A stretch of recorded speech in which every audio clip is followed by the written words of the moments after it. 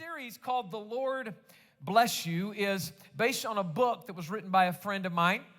His name is Terry Smith. He pastors in New Jersey. He's actually going to be with us next weekend, so I'm excited about the author of this book being here all weekend with us next weekend.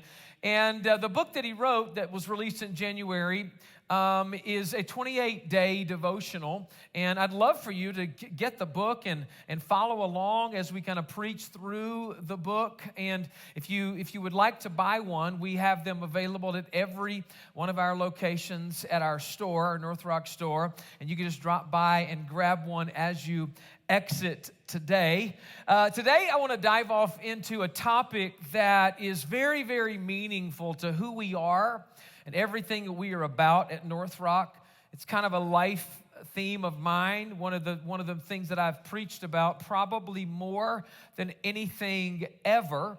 But we're tying it to this idea of blessing because it's connected to blessing. And I want to first begin with this phrase, carpe diem. Carpe diem is a phrase that many of us are familiar with. You've heard many times in your life. And of course, it's best translated as seize the day. Seize the day. Carpe diem. Seize the day. The truth is, for every single one of us, the idea of seizing the day is different. Some people, if you're thinking seize the day, you're thinking, all right, I got to work harder. I got to work harder now. Like I got to seize the day. Other people would be like, forget work. I want to seize the day. I got to play harder. You know what I'm saying? Some people would say, I need to start saving money. Seizing the day needs to mean I need to start saving money. Other people would be like, saving? You got to seize the day. I need to go spend the money like it's burning a hole in my pocket. Some people would say when it comes to seize the day that, I should probably settle down and find someone to marry. Somebody else might say, no, I got to seize the day. I got to keep playing the field. You know what I'm saying? Somebody might say, I got to seize the day. I got to go to the gym. I got to get my workout in. Somebody else would say, oh no, the last thing I'm going to do is go work out. I'm going to seize the day. I'm going to have some fun. I'm going to eat more. I'm going to eat what I want to eat. Carpe diem shows up in ancient Greek literature, and it specifically intersects with the teachings of a Greek philosopher named Epicurus. Epicurus did not believe in the afterlife, and therefore he believed that the purpose of life was present pleasure. So his followers believed that the experience of pleasure and the avoidance of pain was a worthy life goal. And Paul confronted this ideology, this exact ideology, when he was talking to the Corinthians in 1 Corinthians chapter 15. He was actually talking about the resurrection of Jesus. And he says at one point, like if the resurrection of Jesus did not happen, then everything that we're preaching, everything that we're doing is in vain. And then further down in verse number 32, he says this, if the dead are not raised, then let us eat and drink, for tomorrow we die. And of course, Paul is talking, kind of tongue-in-cheek here, but he reasons that if Jesus was not raised from the dead, then we certainly have no hope of resurrection for our lives one day. Then there is no hope for eternal life. There is no heaven. Then what we're doing is all we're going to do. And, if there's no eternal life, then let's just eat and drink because we're all going to die and it'll all be over one of these days. And the truth is, I think most of us, certainly those sitting in a room today, even though you might not have it all figured out, most of us would not say that we align our ideologies with the Epicureans, believing that all life is about is pleasure and just having fun now. But if we're not careful, most of us at times, including this guy, can wind up by default living in such a way that we're missing purpose. Like living in such a way that we're actually seeking comfort rather than calling. Living in such a way where instead of, pushing against the status quo, we're just actually going with the flow. Filling our days with busyness and then just kind of binge watching Netflix and then seeking pleasure and wandering through life aimlessly and then doing the same thing over the next day, again and again and again, like an endless cycle of the same. I've called it throughout my preaching years, living with a soap opera mentality, where it's just kind of everything is the same. You know, it's always the same story, just kind of keeps recirculating, recycling. I actually feel like it's that way with most ongoing, like lengthy series of any sort. You just kind of, I feel like season 2 was kind of like season 5. You just kind of get to read the same storyline, just kind of with some different characters, just kind of this endless cycle of the same. And so many of our lives, that's what it looks like. And we feel like, what are we even here for? Is this really all there is to life? And I will tell you that no. Wandering around aimlessly with no purpose is not all there is to life. Because Paul had already said in 1 Corinthians 15, verse 20, Christ indeed was raised from the dead, the first fruits of those who have fallen asleep. In Adam, we all died because of Adam's sin. We all have this spiritual death. But through Christ, we will all be made alive. He makes us alive because there was a resurrection, because he did for us what we could not do for ourselves. And he was the bridge between us and our Creator. And through Christ, we not only have eternal life, but now we're alive with joy. We're alive with hope. We're alive with freedom. And we are alive with purpose. So it's not just about having fun today, but your life is about so much more than that. I want to go back to the beginning of the series, but really the beginning of time, the beginning of the Bible. In Genesis chapter 1, we read this last week, verse 27, says that God created mankind in his own image. In the image of God, he created them. Male and female, he created them. And what did God do? God blessed them. He blessed them. God's first interaction with humanity was one of blessing. And we have all of these ideas about God. Some people think that God is out to bust you. He's out to bless you. Some think that God's out to catch you, like catch you doing wrong. No, God is out to bless you. Some of us think that God is out to curse us. Don't send me to hell. He's not trying to send you to hell.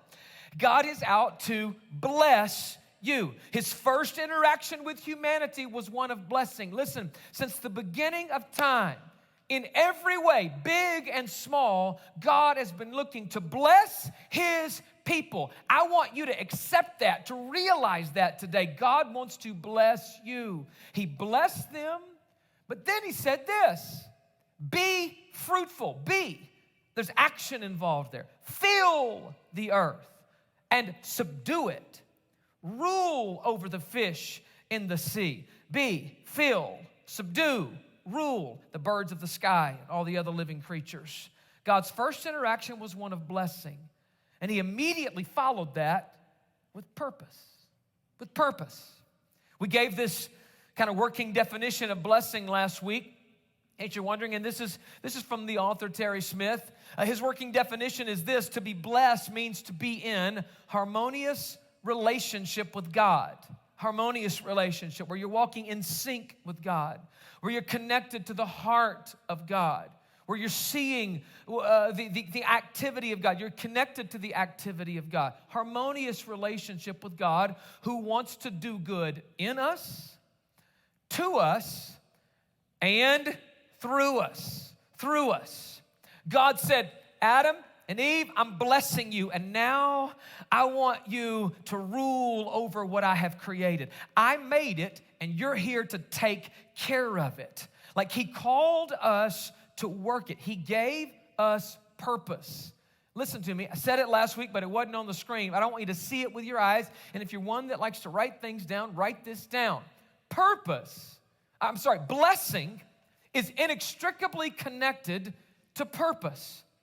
Blessing, God blessing you, cannot be disconnected from the purpose that God has for your life. Blessing without purpose is self-serving.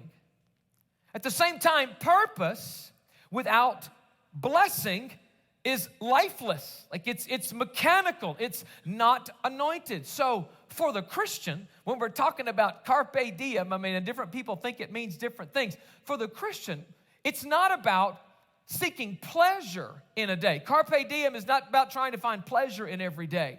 But for the Christian, carpe diem is seizing the purpose of every day. Instead of pleasure, I'm looking for purpose. And I want to clearly say as we get going today, you cannot live in God's full blessing if you are not living a life of purpose. You cannot live in God's full blessing if you are not living a life of purpose. To be blessed is not just about feeling good. Make me feel good, God. It's so much more than that. Pour it out on me. Here's my cup, fill it up. It's more than that. It's about not just feeling good, it's also about doing good. And so many people never come to this realization. And you miss out. That's what I'm preaching. I want you to experience all of the blessing that God has for you. Midtown Bulverde, I want you to have all that God has for you. I don't want you to leave anything on the table. God has so much blessing that He wants to pour, so much abundance that He wants to give you in your life. But you're never going to experience it all unless you tap into your purpose. Your purpose.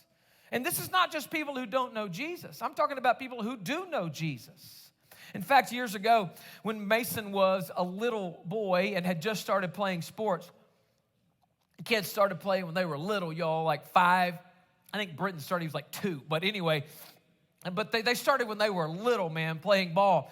And specifically when Mason was young, I've always been very into it and excitable as it relates to sports and passionate, I guess you would say. And my whole life and certainly with my kids. And when Mason started playing, he was like 5 years old and he was playing T-ball. He was on this T-ball team and I was way too into it, y'all. I was way too into it. Dads, if your kid's 5 and playing ball, just chill, bro. Just chill. It's really like after now I've had 2 kids go through it and, play it at somewhat of a high level. I've kind of, you get a little bit of perspective, right? And man, I wish myself at my current age could go back and tell my 30-year-old self, chill, bro. Just relax. It's going to be okay. It's T-ball. It's T-ball, right? And we were serious, though, man. We had like T-ball all-stars. They were 5 years old, had little all-star uniforms on. They didn't even know they don't know anything about it, what it means. It's 100 degrees, and they just want to get in the pool, and we're like, get on the field. It was, I learned a lot with Mason, and Britton benefited from it. But Mace, I remember there was this kid, and of course, I'm the dad that's into it. I'm standing right by the fence. It's T-ball. I'm on the fence watching everything that goes on. And there's this kid on Mason's team that wasn't carrying his weight, bro. He just wasn't pulling his weight. And I'll never forget it. We lived in Austin, so his name was Will. And Will was on the team. Will had a uniform. Will had a glove. And Will had a hat. Will had cleats. But Will wasn't in the game. He was on the field, but he wasn't in the game. He could not be bothered with the game that was going on all around him. So, of course, he was just stuck out in the outfield. But in many cases, the game's going on over here. Will could be found like this. Birds, butterflies, dogs, squirrels, anything. He was just distracted, could not be bothered. And when the ball would get hit to the outfield where Will was, it didn't matter how loud you yelled, Will! He didn't care. He didn't respond. And so we would have to run in from the infield and go get the ball and bring it back to where the activity is actually at. Balls rolling by him all over the place. Not concerned. Now, of course, I tell you that story because the reality is a lot of times in life, we miss purpose. That's all around us. I'm talking about balls coming to us in every day, in every way, walking past people who are hurting, past people who are broken. And many of us are on the field. We have all of the tools that we need. We've got our glove, we've got our cleats, we have our bat, we have everything that we need, but we are not using the tools that God has given us to fulfill the purpose that He has called us to. You need to understand, you're not here just to be here. You're not here to just hold a seat or be a placemat. You're here for purpose. You're here to make a difference in your world. And in order for you to step into all of the blessing that God has for your life, you're going to have to tap into that purpose and start living it out. Start recognizing the balls as they come your direction. Don't just be on the field, but hey, be in the game. Every single weekend at every location, we have North Rockers who are in the game, man. You saw them when you pulled in today. They were helping you park your car in the heat. And like in July heat, they're helping you park your car. They're standing at the door when you walked in. They were at the VIP tent if you're a first-timer. They gave you a little bag. They told you about the church. They took you on a tour, right? They helped check your kids in at Kids Rock. We have people who are in the game serving in Kids Rock, teaching your children about Jesus right now. And kids will surrender their life to Jesus today because of people not like Will, but others who are actually playing the game. They are bothered that there are balls rolling towards them. They do see the need. They do recognize the opportunities, and they choose to reach down, pick it up, and get it back and play the game. They choose to be in the game. You're here for more than just pleasure. We're not here to just seek the pleasure out of every day. We're here to seek the purpose out of every day. I want the switch to flip in your head, in your heart. I know it's summer and a lot of people are on vacation, have taken vacations, and we took a little family vacation. We took a vacation to the beach in Florida, and I had a friend who lives up north who said, you're in Florida? We talked while I was in Florida. He said, I've never understood why someone in Texas, in all that heat, would go to another place where it was extremely hot for vacation. And I don't know why we do it. I just don't know either, but we like to go there, and there's water there, you know. But people love to go on vacation, right? And they post pictures. I love how people will post pictures of their feet. You know, there's a beach over there, and they take a picture of their feet. And, you know, my view for the next 7 days, you're going to be staring at your feet for the next 7 days. You could have just stayed home, you know, and done that. But, you know, my office for the next 7 days, #blessed. People love, we think we have this idea that, you know, we're on vacation and so we're blessed. And of course, yes, you are blessed if you can take a vacation. God wants you to be able to do things like that. All of the things that He gives us, the gifts, the talents, the ability, is so that we can work and have good stuff and things for our enjoyment. The Scripture literally says you are blessed. But you're not just blessed, you know, 7 days out of the year or 14 days out of the year. I mean, come on. You're blessed all of the time. But not just even in your vocation.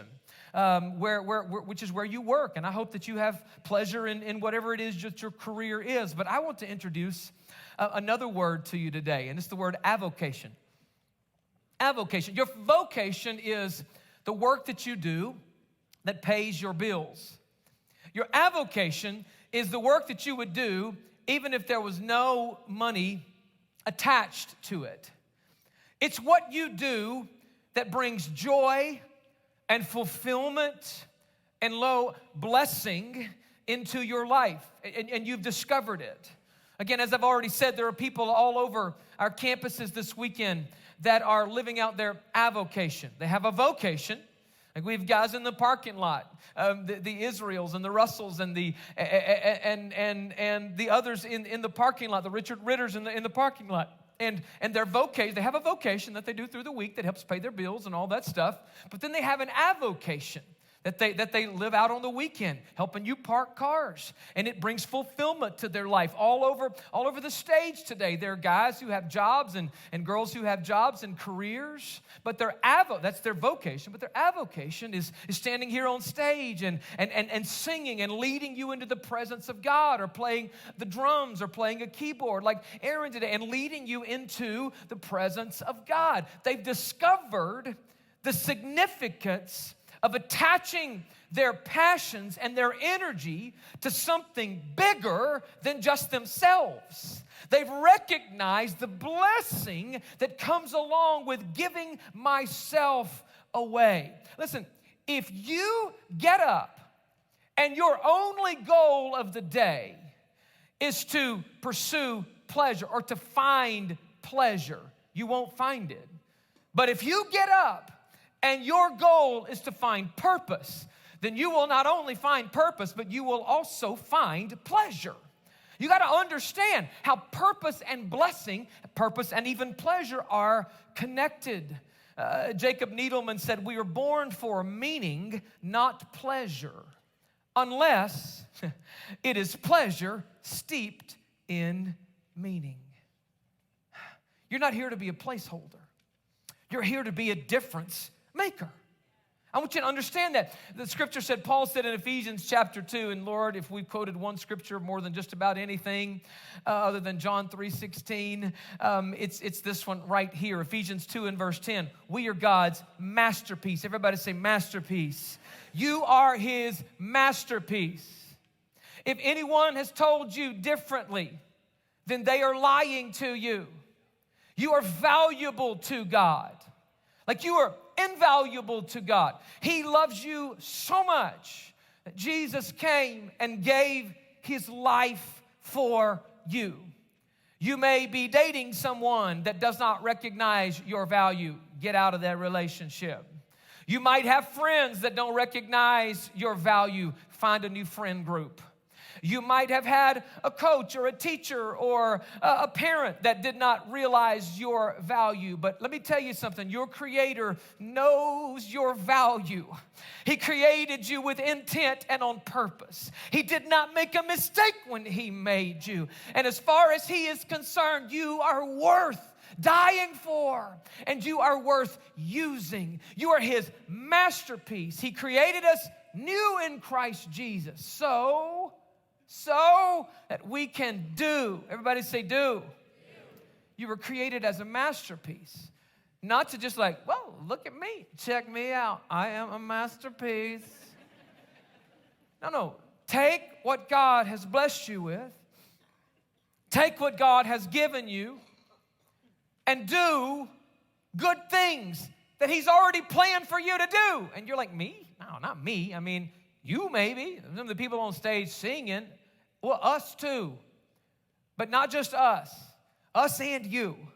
God intends to use you. He has plans for your life as well. So carpe diem. Let's redefine it. For us who are followers of Christ, for us who are believers, carpe diem has to be, let's seize the purpose out of every single day.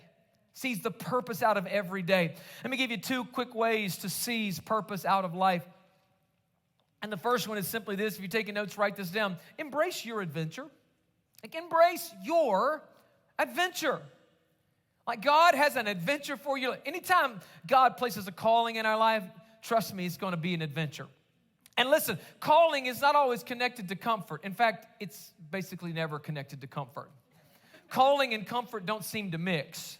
Certainly at the beginning, right? So many times when God calls us, we actually have to leave comfort. But we pursue comfort way too much in our world, in our culture. We always looking for comfort. I mean, in July of 2023, nobody wants to be outside more than 5 minutes at a time. We don't even want to park and walk into a store. It's too hot. Because we seek and we pursue like lives of comfort so much. But comfort is way, way, way overrated. You can have comfort or you can have growth, but you can't have both. And God is calling us to grow. God is calling us to pursue purpose. And so we have to leave comfort leave comfort behind. When God called me into ministry, it was leaving comfort behind in so many ways. First of all, I had my own ideas about my future.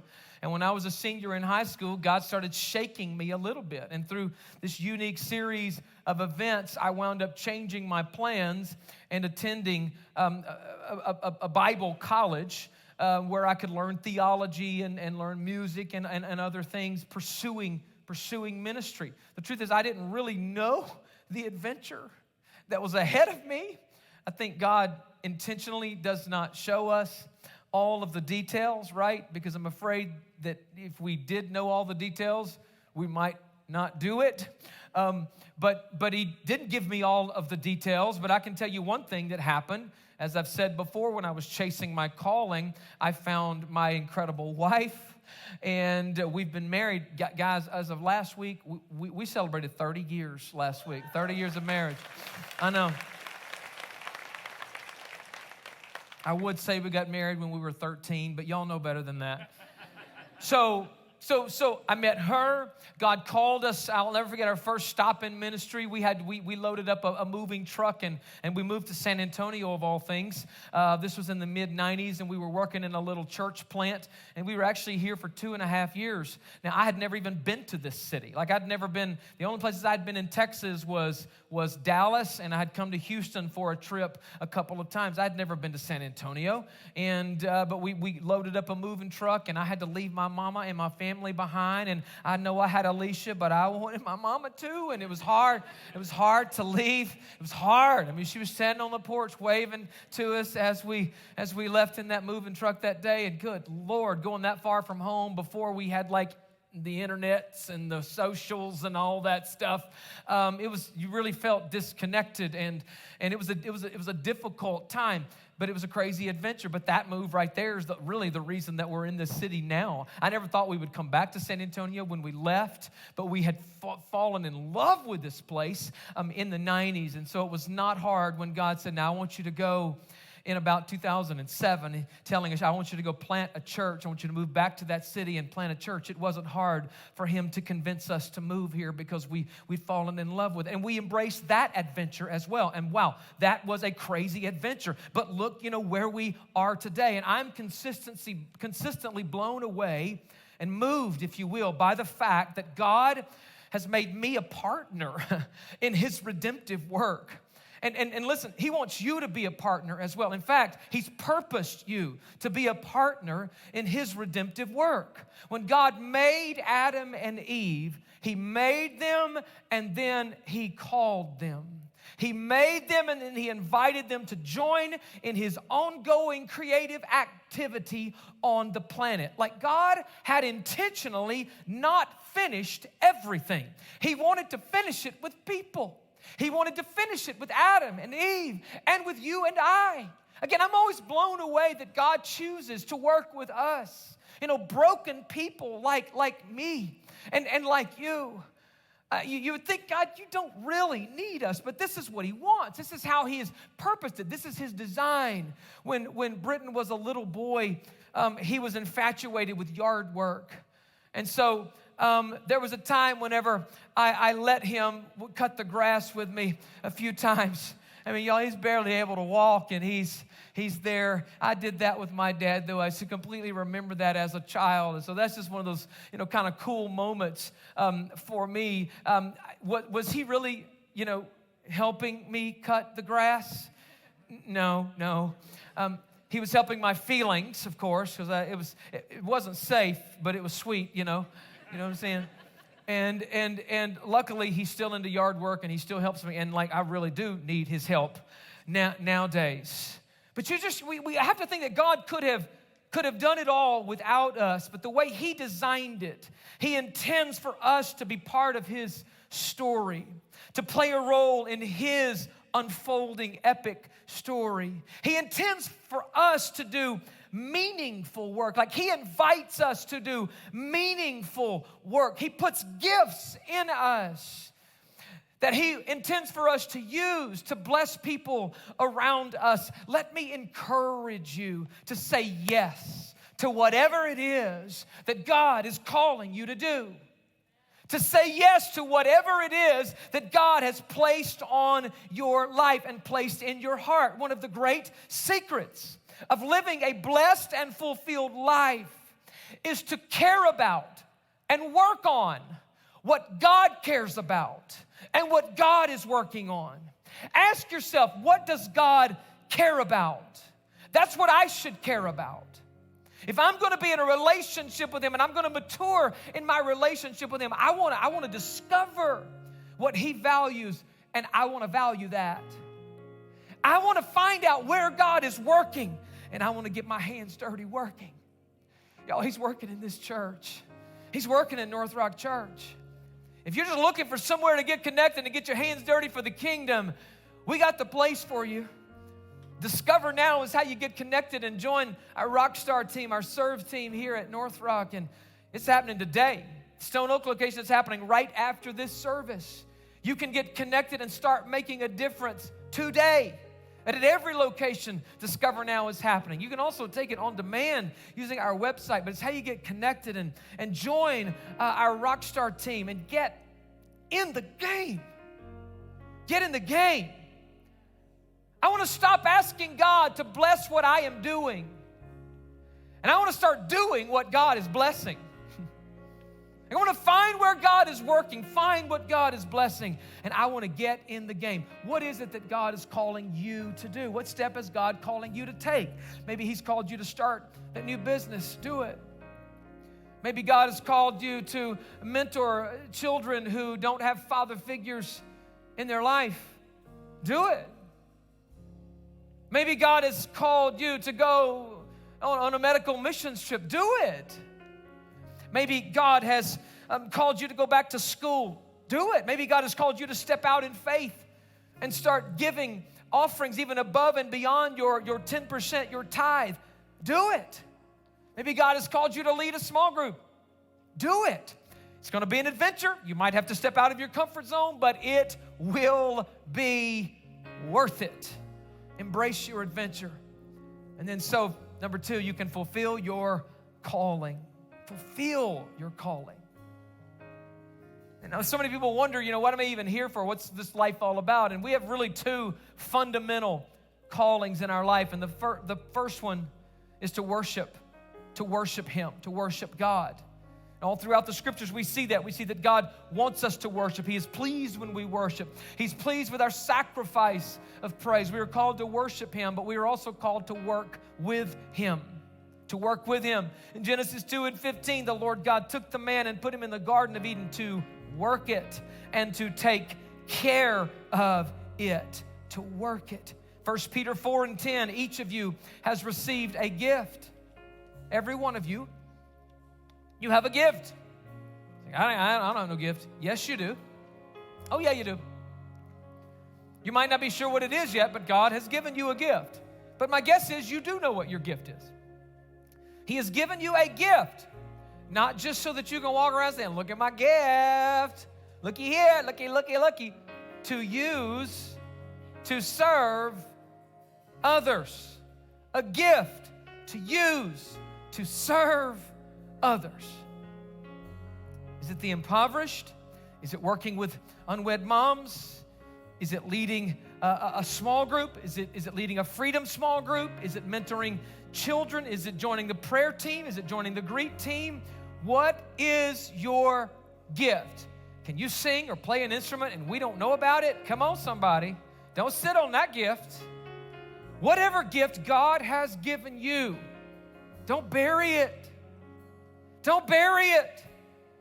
Give it so that it can bless others and multiply in others. Multiply in others. Step into it.